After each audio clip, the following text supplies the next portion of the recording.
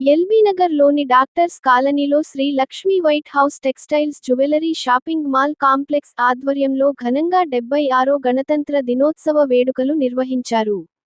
అనంతరం కమిటీ సభ్యులు మాట్లాడుతూ, ఎందరో అమరుల త్యాగ ఫలితమే నేడు గణతంత్ర దినోత్సవం అన్నారు. ఎందరో మహానుభావుల త్యాగంతోనే మనమందరం స్వేచ్ఛగా జీవిస్తున్నామని తెలిపారు.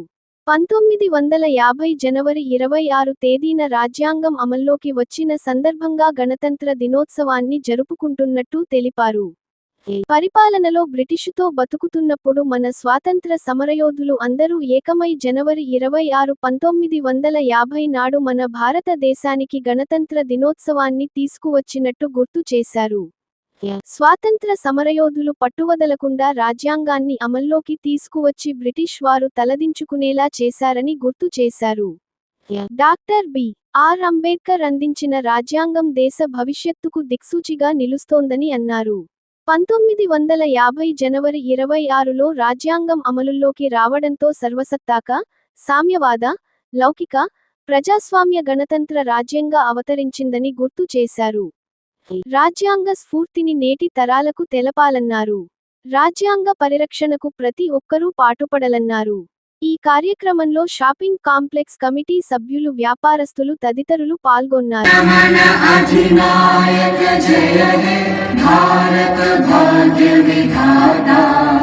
పంజాబ్ సింధ్ గుజరాత్ మరాఠా ద్రావిడ ఉత్కళ వంగా వింధ్య హిమాచల యమునా గంగా ఉజ్జల జలధి तरंगा तव शुभ नामे जागे तव शुभ आशीष मांगे गाहे तव जय गाथा जन गण मंगल दायक जय हे भारत भाग्य विधाता जय हे जय हे जय हे जय जय जय जय हे